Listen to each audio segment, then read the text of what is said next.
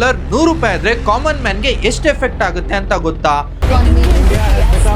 World's fifth largest.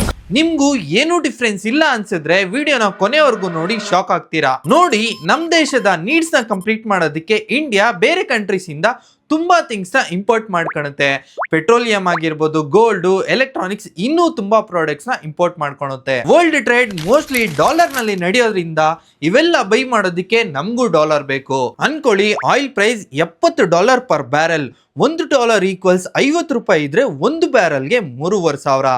ಆದ್ರೆ $1 equals 100 ರೂಪಾಯಿ ಆದ್ರೆ ಅದೇ ಆಯಿಲ್ಗೆ 7,000 ಕಟ್ಬೇಕಾಗುತ್ತೆ. ಕಂಟ್ರಿಗೆ ಆಯಿಲ್ ಕಾಸ್ಟ್ಲಿ ಆಗಿ ಬಂದ್ರೆ ಪೆಟ್ರೋಲ್ ಕಾಸ್ಟ್ಲಿ ಆಗುತ್ತೆ, ಟ್ರಾನ್ಸ್ಪೋರ್ಟ್ ಕಾಸ್ಟ್ಲಿ ಆಗುತ್ತೆ, ಡೈಲಿ ಐಟಮ್ಸ್ ಕೂಡ ಕಾಸ್ಟ್ಲಿ ಆಗುತ್ತೆ. ಅಂದ್ರೆ ರುಪಿ ವೀಕ್ ಆದಷ್ಟು ನಮ್ ಲೈಫ್ ಎಕ್ಸ್ಪೆನ್ಸಿವ್ ಆಗುತ್ತೆ.